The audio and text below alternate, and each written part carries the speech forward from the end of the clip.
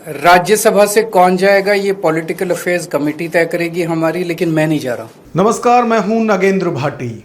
इन दिनों Ludhiana waste seat जो है वो चर्चा का विषय बना हुआ है। दरअसल यहां से राज्यसभा सांसद संजीव अरोड़ा जो हैं वो उपचुनाव जीते हैं, जो कि आम आदमी पार्टी से है। और लगातार जब से उनकी उम्मीदवारी इस सीट के लिए हुई है तब से लगातार चर्चा ये है कि जब ये सीट संजीव अरोड़ा जीतेंगे तो जो राज्यसभा सीट खाली होगी, जो कि अब हो चुकी है, तो वहां से अरविंद केजरीवाल राज्यसभा जाएंगे। ये कयास तब से ही लगाए जा रहे हैं जब फरवरी में संजीव अरोड़ा को यहां से उम्मीदवार घोषित किया गया था। उस वक्त बीजेपी की तरफ से भी और पंजाब में कांग्रेस की तरफ से भी ये बात कही गई थी कि अरविंद केजरीवाल सत्ता के बिना नहीं रह सकते, क्योंकि जो दिल्ली की यदि बात करें तो दिल्ली चुनाव में आम आदमी पार्टी को करारी हार का सामना करना पड़ा था। यहां तक कि खुद अरविंद केजरीवाल नई दिल्ली सीट हार गए थे और मनीष सिसोदिया भी अपनी सीट बचाने में कामयाब नहीं रहे थे। यानी एक बड़ी हार दिल्ली के अंदर हुई थी। उसके बाद से ही लगातार ये अटकलें लगाई जा रही थी कि अब अरविंद केजरीवाल राज्यसभा जाएंगे और उसके लिए बाकायदा उनकी तरफ से जगह भी बनाई गई। संजीव अरोड़ा राज्यसभा सांसद थे, उन्हें पंजाब भेजा गया। ना सिर्फ लुधियाना से चुनाव लड़ाया गया बल्कि मजबूती के साथ वहां अरविंद केजरीवाल लगातार उनके लिए वोट मांगते रहे। और जिस अंदाज में उन्होंने वहां वोट मांगे, यह भी कहा गया कि संजीव अरोड़ा यदि जीतकर आते हैं तो उन्हें पंजाब सरकार में मंत्री बनाया जाएगा। और यहां तक लोगों से अरविंद केजरीवाल की तरफ से कहा गया था कि यदि वो संजीव अरोड़ा को नहीं जिताते हैं तो क्योंकि पंजाब में आम आदमी पार्टी की सरकार है तो फिर विकास कार्य रुक जाएंगे। तो वजह चाहे कोई भी रही हो, फिलहाल जो लुधियाना पश्चिम की सीट है वो आम आदमी पार्टी एक बड़े मार्जिन के साथ जीत चुकी है। और अब एक बार फिर से ये अटकलें लगाई जाने लगी हैं कि अरविंद केजरीवाल संजीव अरोड़ा की खाली हुई राज्यसभा सीट से जाने वाले हैं। हालांकि खुद अरविंद केजरीवाल मना कर चुके हैं कि वो राज्यसभा नहीं जाएंगे। लेकिन जैसा अब तक का ट्रैक अरविंद केजरीवाल का रहा है कि वो जो कहते हैं उसे पूरा करने की कोशिश करते हैं, लेकिन जो वो जिस चीज के लिए वो ना करते हैं उसे वो डेफिनेटली करते हैं। आपको याद होगा जब आम आदमी पार्टी का जन्म हो रहा था, यानी जब आंदोलन चल रहा था देश भर में भ्रष्टाचार को लेकर, उस वक्त अरविंद केजरीवाल की तरफ से हर मंच पे ये कहा गया था कि वो राजनीति नहीं करेंगे, कोई चुनाव नहीं लड़ेंगे। लेकिन वो ना सिर्फ चुनाव लड़े बल्कि लगातार 3 बार दिल्ली के मुख्यमंत्री भी रहे। उसी दौरान उनकी तरफ से कहा गया था कि वो वीआईपी कल्चर के खिलाफ हैं। लेकिन सबने देखा कि बाद में क्या क्या हुआ है। उन्होंने उस दौरान यह भी कहा था कि वो ना तो कोई बड़ी गाड़ी लेंगे और ना ही बंगला लेंगे। शीश महल उन्होंने अपने लिए बनाया। और एक बड़ा कारण यह भी है कि आज वो दिल्ली की सत्ता से बाहर हैं। तो आप ये समझिए कि जिस चीज के लिए वो मना करते हैं या ना करते हैं उस चीज को वो डेफिनेटली करते हैं। तो कयास ये भी लगाए जा रहे हैं कि भले ही वो पब्लिक में ये कह रहे हो कि मुझे राज्यसभा नहीं जाना है, लेकिन इसका एक मतलब ये भी है कि उन्हें राज्यसभा जाना है, जैसा अब तक का ट्रैक उनका रहा है। और एक बात अरविंद केजरीवाल ने जब कहा था कि उन्हें राज्यसभा नहीं जाना है तो उनकी तरफ से यह भी कहा गया था कि अब राज्यसभा कौन जाएगा, इस पर फैसला उनकी जो पीएसी की बैठक होगी उसके सदस्य लेंगे। और आप देखिए कि यदि सभी सदस्य ये कहते हैं कि भाई अरविंद केजरीवाल को राज्यसभा जाना चाहिए, तो फिर यही अरविंद केजरीवाल कहेंगे कि क्योंकि पीएसी का फैसला था और ये उन्हें मानना पड़ेगा। तो ये सब अभी अटकलें हैं, लेकिन ये एक तरह से माना जा रहा है कि अरविंद केजरीवाल जब मना कर रहे हैं जाने के लिए तो एक पार्टी को यह संदेश है कि उन्हें जाना है और इसके लिए कोशिश इसमें की जाएगी। इससे अलग भी यदि हम बात करें तो पार्टी के अंदर एक बड़ा वर्ग है जो यह चाहता है कि अरविंद केजरीवाल राज्यसभा जाएं और वहां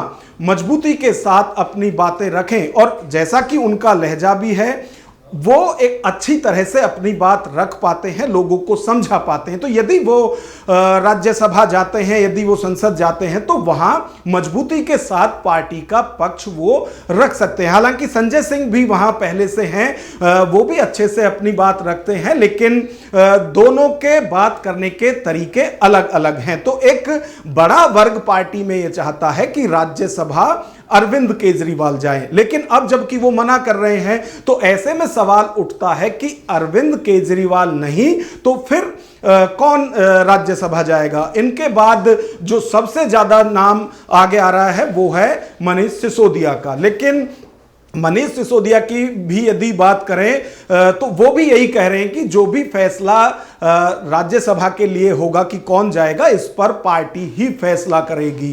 तो चर्चा में तो है उनका नाम भी। इसी तरह से एक पंजाब के उद्योगपति हैं कमल ओसवाल, उनका भी नाम इसमें चल रहा है कि पार्टी उन्हें राज्यसभा भेज सकती है। इसके साथ ही क्योंकि 2027 में पंजाब में चुनाव है तो एक बड़ा वर्ग पार्टी के अंदर यह भी चाहता है कि पंजाब से ही कोई नेता राज्यसभा जाए। तो इन सब चीजों पर अभी चिंतन मंथन पार्टी के अंदर चल रहा है, लेकिन जैसा ट्रैक रिकॉर्ड या ये कहें कि जिस तरह के दिमाग का यूज अरविंद केजरीवाल करते हैं, आपको याद होगा जब दिल्ली से 3 नेताओं को राज्यसभा भेजना था तो उसमें सबसे ज्यादा जो दावेदारी थी संजय सिंह के अलावा वो कुमार विश्वास और आशुतोष जो हैं उस वक्त आम आदमी पार्टी में ही थे। इन तीनों का नाम चल रहा था, लेकिन क्योंकि पार्टी को ये लगा और खास तौर से अरविंद केजरीवाल की यदि बात करें, उन्हें यह लगा कि पार्टी की मजबूती के लिए जितना काडर जरूरी है उतना ही जो आर्थिक रूप से पार्टी को मजबूत कर सके ऐसे लोगों की भी जरूरत है। तो उस वक्त कुमार विश्वास और आशुतोष की दावेदारी को दरकिनार कर 2 उद्योगपति जो हैं उनको राज्यसभा दिल्ली से भेजा गया था। तो हालांकि उसके बाद सबको पता है आशुतोष ने भी नाराज होकर पार्टी छोड़ी, कुमार विश्वास भी अरविंद केजरीवाल से अलग हो गए। तो एक दावेदारी ये बड़ी मजबूती के साथ देखी जा रही है कि यदि अरविंद केजरीवाल नहीं जाते हैं तो हो सकता है कि किसी उद्योगपति को राज्यसभा भेजा जाए, और यदि वो पंजाब से है तो उसमें जो सवाल उठाए जाते हैं कि दिल्ली से पंजाब का हक मारा जा रहा है तो वो भी शांत हो जाएगा। तो तमाम तरह के जो नाम हैं उन पर अभी लगातार चर्चा की जा रही है और पार्टी बार बार ये कहती है कि मीडिया जो है वो अटकलों पर या जो सूत्रों का हवाला देकर नाम आगे करती हैं अभी उसे ना करें, क्योंकि अरविंद केजरीवाल की ही यदि बात करें तो मीडिया की तरफ से ही यह कहा गया था कि वो पंजाब के मुख्यमंत्री बनना चाहते हैं। ये प्रियंका कक्कड़ प्रवक्ता हैं आम आदमी पार्टी की, उनकी तरफ से इस पे सफाई दी गई है कि मीडिया के जो सूत्र हैं एक वक्त में कह रहे थे कि भाई अरविंद केजरीवाल तो पंजाब के मुख्यमंत्री बनना चाहते हैं, अब वही मीडिया कह रही है कि वो राज्यसभा जाना चाहती है। तो यहां आम आदमी पार्टी की तरफ से यह कहा गया है कि जो सूत्र हैं पत्रकारों के या मीडिया के वो दुरुस्त नहीं है और पार्टी पूरी तरह से अरविंद केजरीवाल की दावेदारी को खारिज कर रही है। उसी तरह से अब इस सारे मामले में यदि देखा जाए तो जिस तरह से लुधियाना पश्चिम से राज्यसभा सीट खाली कराकर संजीव अरोड़ा को वहां से लड़ाया गया था, तो सवाल तो लगातार ये उठ रहे हैं कि अरविंद केजरीवाल को यदि राज्यसभा नहीं जाना था तो फिर तो पंजाब में भी बहुत सारे जो दावेदार हैं वो लुधियाना वेस्ट से लड़ने के लिए तैयार थे। तो राज्यसभा सांसद जो हैं उनको यहां से क्यों लड़ाया गया?